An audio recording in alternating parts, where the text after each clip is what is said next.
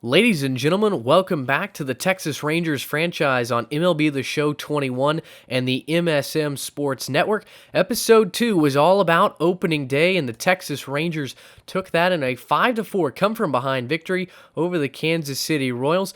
What we'll do today is we'll play the home opener for the Rangers as Texas welcomes Toronto to Globe Life Field for the official grand opening of the stadium with full attendance there and available. But what happened in the last two games? Well, I quick managed those, and Texas wins both of them. They start 3-0 to a season for the first time since 2011. Of course, Texas Ranger fans will remember that was the second year of back-to-back trips to the World Series, AL West championships, American League pennants, and ultimately eventual World Series runners-up. Give you a quick look at what happened in both of these games. And in Game 2, the Texas Rangers really dominated from the start. A 3-run first. Joey Gallo hit a home run to get the Rangers off and running. Kansas City scored one in the bottom of the first, and they really kind of threatened intermittently through the rest of the game. But in the seventh, Nate Lowe put it away. His first hit of the season was a grand slam way over the right field fence, and Texas took Game 2 of the series by the score of 7-1. You get a look at the stats there. Pitching line, Kohei Arihara gets his first career victory in the major leagues. The Japanese import went 5 strong innings, just gave up 1 run. He struck out 3. Hunter Wood made his season debut, pitched 2 1/3 strong innings, and then Brett Martin closed it out for us. Mike Minor, the former Ranger, would take the loss for Kansas City. In the series finale, Kansas City was trying to grab the rubber match, and it was tied through the 5th inning. We go to the top of the 6th, and it's Anderson Tejeda getting his first career start. He mashes a 3-run home run, and Texas took control there in the top of the 6th. Looked like the Rangers were going to have a chance to close it out in the bottom of the 9th, but Ian Kennedy blows the save for Texas. He gives up 3 runs in the bottom of the 9th. We go to extra innings, and it's once again Anderson Tejeda who plays the hero. He got the game-winning RBI. Jonah Heim would add his first RBI of the season as well, and the win would go to Taylor Hearn in relief. Joe Barlow takes the loss. It was Danny Duffy who started that game. So you're all caught up, and now that brings us to today's game as Texas will host Toronto. The Blue Jays come in having lost 2 of their first 3 to the New York Yankees. They certainly have a little bit of revenge on their mind. Texas and Toronto have famously gone back and forth since the 2015 series when, of course, a lot of drama ensued. Jose Bautista with the bat flip heard round the world certainly leaves a sour taste in the mouths of a lot of Texas Rangers fans. Personally, I don't have any issue with the Blue Jays anymore. That old guard is gone, and they're a young, exciting team. So today's episode going to be a lot of fun, and without further ado, let's get into the home opener as Texas would host Toronto in Game 4 of the season. Give you a look at the starting lineups for this one, and for the Rangers, it's Isaiah Kiner-Falefa, who has been doing quite well to start the season. Nick Solak off to a hot start, Adolis Garcia hitting well, and then at the Blue Jays, you look at what they're doing. Even though they're only 1-2, they have some guys that are hitting the baseball well. Kevin Biggio at 308, Randall Grichuk leads the team in hitting at 417, as Simeon didn't qualify for the right number of at-bats.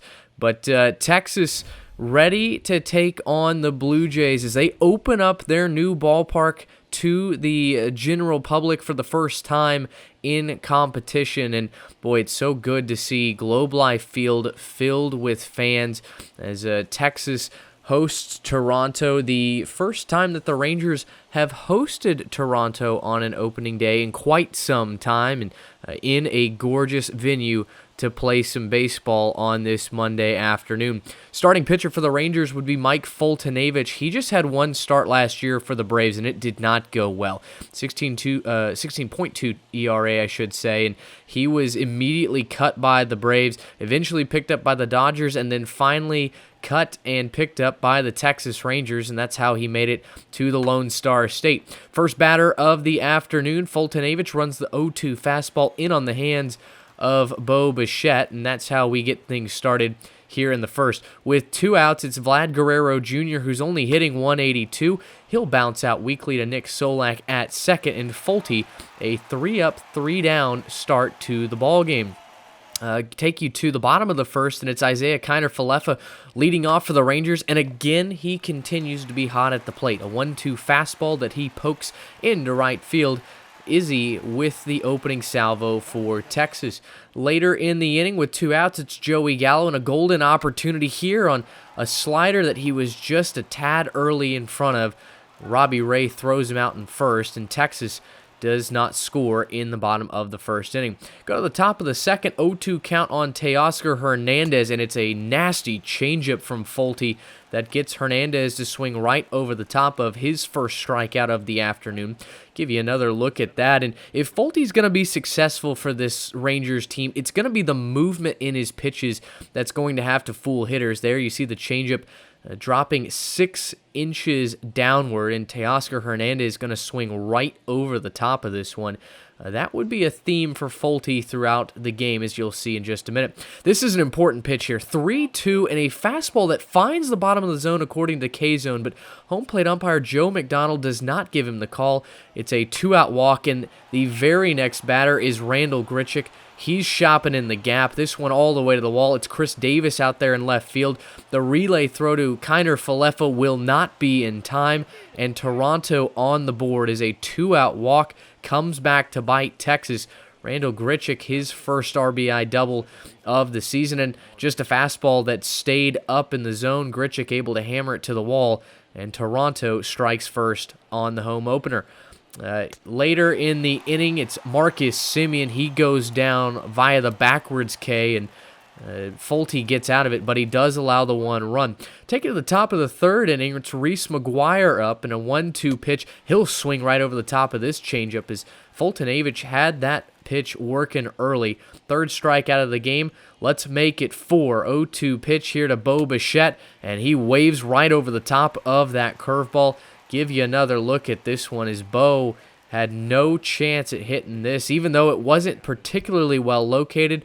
The drop on the pitch fools the Blue Jays shortstop, and Fulte had the K's working here early. Go to the bottom of the third inning, and Rangers 1-2 pitch here to Jose Trevino. He hammers this one out to center field, but it's right at Grichuk in center. And you'll notice that pitch was not located well either. A hanging curveball that Ray is lucky he kept in the ballpark. As you get a look at the replay here, just a laser beam out to center field. Pay attention to pitch location today, as Robbie's going to get away with a couple of them. First Ranger at bat for Chris Davis. Chris with a K, and he'll hop out easily to third.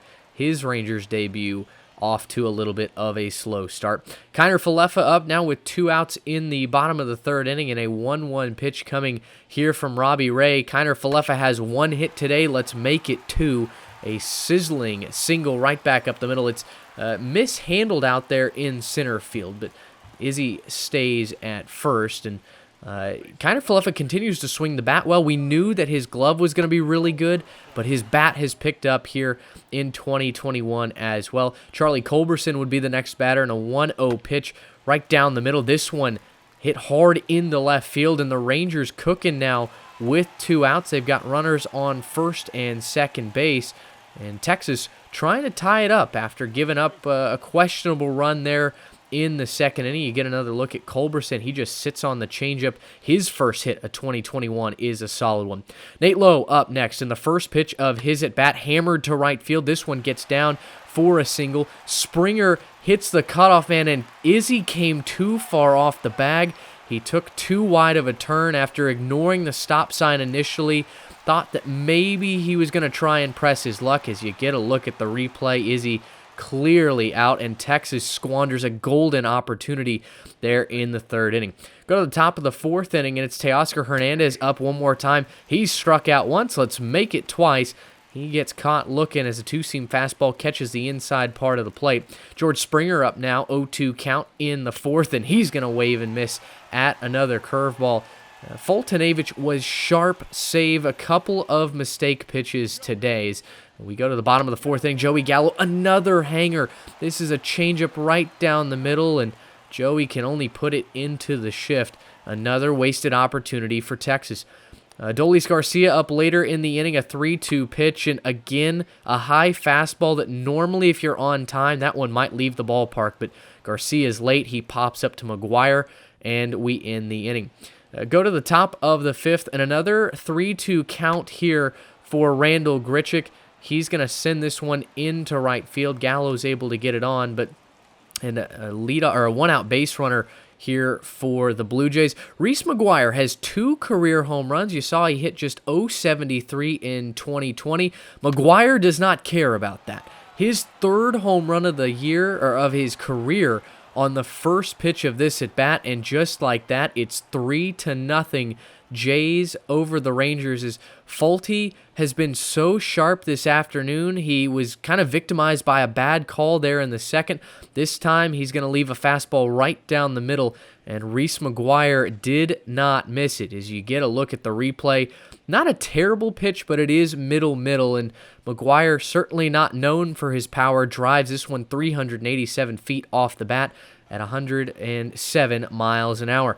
Taking to the bottom of the fifth, Texas needs to respond now, and Jose Trevino sizzles this one deep out to right center field, but it's just not going to have the distance. Another pitch center cut that Texas does not take advantage of. To Chris Davis now in a big 3-2 pitch with a runner on first base. Willie Calhoun had already walked in the inning, make that 2.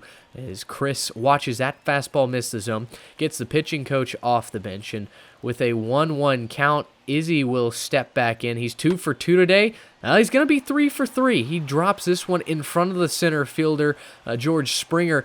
Calhoun had to hold to make sure that one dropped, and so the Rangers load the bases with 1 out. A tremendous opportunity, and it's Charlie Culberson. He's going deep. Out to left center field. This one just going to run out of juice on the track.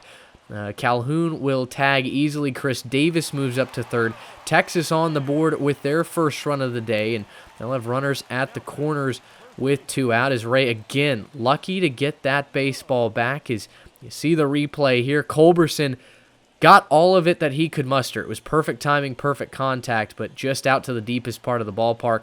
2-0 count here to Nate Lowe, looking to break this one open. He hits a hard ball up the middle, but it's Bo Bichette with the maximum effort web gym diving play to his left. He ends the inning, and Robbie Ray escapes again. We go to the top of the 6th inning. It's Cavan Biggio. He'll wave and miss. Another changeup that remains untouched by Blue Jay hitters. The 7th and final strikeout for Fultonavich. He has a man on, but Charlie Culberson says, "I'll help you out, my friend." Sliding play to his right, and he turns the 5-4-3 double play. Fultonavich's day would end there as he gives up the 3 runs. Take you to the bottom of the 6th inning. It's the Sonic Slam inning, and Nick Solak trying to get on base here with 1 out. Hits a hard ball down the line that just eludes Cavan Biggio's glove, and they're going to rule that an error, even though you normally expect the home book to be friendly towards the cause. They didn't smile here on Nick Solak. Give you a look at the replay, and it was hard hit, but undoubtedly a ball that Biggio should have fielded. Adolis Garcia now to the plate. He's 0 for 2 on the day, and with 1 out and a man on, Garcia on the very first pitch blasts this one deep down the left field line, but it's going to hook foul, and Garcia just misses tying the game by a matter of feet. The very next pitch for Garcia, yet another hanger for Robbie Ray, but the Rangers continue to get under baseballs thrown by the southpaw today. Garcia would just pop up, and the Rangers don't score. Chong Yang coming out of the bullpen, and Yang making his major league debut. He pitched in the Korean Baseball League from 2007 to 2020 for the Kia Tigers. He won the Korean Series in 09 and 07 and 17, was also named the league MVP in 2017. MLB debut off to an auspicious start there as he walks George Springer, but the very next batter, it's Lourdes Gurriel Jr., and he'll go down swinging. That's the first major league strikeout for Jong Yang here in the 7th inning. Great curveball there, and another guy that the Rangers are going to hope his movement is what sets him apart this season, as that curveball finds the bottom third of the zone. A 6-inch break on a 73-mile-an-hour curveball. Not easy to hit. Randall Grichuk, the next batter, and He's going to allow Yang to get out of this one with an easy double play. A solid debut for Hongjong Yang here in the 7th, and Texas goes to the bottom of the 7th, still only down 2. Chris Davis once again with a 3-2 pitch. He'll check his swing on an inside fastball. Davis earns his 2nd walk of the day, and that would be the end of the afternoon for Robbie Ray, who 6 1/3 innings of 1-run baseball, a very solid performance. He didn't have his best stuff, but unfortunately Texas could not capitalize, and Ray leaves in the lead of this one. The bullpen would swing into action for the Blue Jays, and it would be Jordan Romano coming on. Pitched in 2 games this season, I should say, and had made a save in his only appearance. A 5.4 ERA, though, so very scoreable so far. Rangers would pinch run for Chris Davis. They'd send Eli White into the game, who's the fastest man on the Rangers. Unfortunately, though, Texas would not be able to score. White would stay in the ballgame at left. Yang would roll another double play here, as I think that's going to be a huge weapon for him. He's a ground ball pitcher, and he's gotten 2 in his debut. He would go 2 scoreless innings. We go to the bottom of the 8th. It's Tim Meza who comes on, and Meza typically a closer for them. He was 1-3 last year in 68 games. He draws Joey Gallo here with 1 out in the inning, and Gallo, another center cut pitch, but again rolled over into the shift. Gallo would go 0 for 4 on the day. Go to the top of the 9th inning, and it's Shane Green who comes in to pitch. Green works an easy 1-2-3 inning, and we go to the bottom of the 9th as the Texas Rangers in need of a comeback if they're going to win their home opener. They'll have to do it against Kirby Yates, who in 6 games last year was 0-1, serving as the closer this year for the Blue Jays. And the first batter that he would face would be Adolis Garcia, who battled to a full count, but would then ultimately ground out to second base for the first out of the inning. It's Willie Calhoun who comes up next, and with a 1-0 pitch, good timing, but underneath a 95-mile-an-hour fastball on the inner third. 2 outs, and Kirby Yates and the Blue Jays just 1 out away. It would fall to Jose Trevino, who got a 1-1 fastball. And how fitting, the theme for today, fly balls for the Rangers, is ultimately going to end it. The Toronto Blue Jays take the home opener away from the Texas Rangers 3-1, as the Blue Jays will get to celebrate. They move to 2-2 on the season, and the Rangers will lose their first contest of the year. They fall to 3-1. It was a hard-fought battle in front of a sellout crowd of 40,300. As you see, the player of the game goes to Reese McGuire, 1 for 3 with a home run that drove in 2, and that was the difference maker in the game.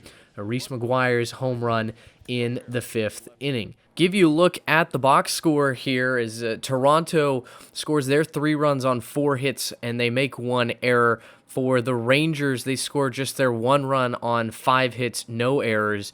And the story of the day for Texas was just their inability to capitalize on mistake pitches all day long. You see Isaiah Kiner-Falefa goes 3 for 4 for Texas. He has a phenomenal day at the plate. 3 of the 5 hits for Texas, but just not able to get any runs across. Culberson's only RBI, the sac fly there in the bottom of the 5th, was the lone Ranger tally. And I think really you have to look back to the bottom of the 3rd when Texas had 2 on with 2 outs and Lowe singled through the right side. Kiner-Falefa just goes a little bit too far around third base, thought he was going to go home, decided to go back at the last second after he ran through the stop sign and ultimately gets thrown out. That could have been the difference, so you never know what Texas could do with the bases loaded in that situation. Joey Gallo coming up. The bottom half of the order didn't do anything. Actually, the bottom 6 in the order didn't do anything. All 5 hits came from the top 3 guys, and that's just not going to get it done. You look at the pitching lines. First for Toronto, Robbie Ray was outstanding. 6 1/3. He gave up just the 1 run. Only 1 strikeout and 3 walks, but he limited the Rangers offensively. Got away with a couple of pitches, but you know what? He didn't let that affect him, and he kept Texas off of the base paths. Rangers didn't get a hit after that first out in the 6th inning. The bullpen came in and was flawless all the way through. For Texas, Mike Foltynewicz takes the hard luck loss. He goes 6 innings. He gives up 3 runs on 4 hits. The Reese McGuire home run was the difference maker, but Folty, other than that, 2 mistake pitches in the game, 7 strikeouts. He had just the 1 walk. I really liked what I saw from Foltynewicz. I think he can be valuable going forward. He's just got to have a little bit of offense behind him when he takes the mound. Yang had a couple of walks, but did not give up a hit, nor did Shane Green in the 9th. And that's the way that this one fell on the home opener for the Texas Rangers. They fall to 3-1. Toronto now at 2-2. Look ahead to our next episode, and it's likely going to be here, this Saturday night affair between Texas and San Diego. I know I'm going to ultimately play 3 games in the first 2 weeks, and that's not really how this series is going to go. Certainly not in year 1. We're going to progress quite rapidly through this first year, especially once we get past the draft, just because, I want to make sure that this series goes a couple of years and don't want to get stagnant in the rebuilding portion of the process, right? The episodes want to be contending baseball, and we'll see what Texas can do this year. But I think the next episode will be Dane Dunning against Mike Clevenger. Still haven't totally decided on that. But after this next game against the Padres, we're going to move ahead through the month of April. In fact, I'm pretty sure we're going to quick manage and simulate the rest of April and get into the month of May, maybe play against the Twins, maybe a game against the Mariners. We'll see what ends up happening. But we'll get through this first month and go ahead and progress through the series. Well, thank you so much for watching Episode 3. Once again, Texas falls in their home opener to Toronto 3-1. Until next time, so long, everybody.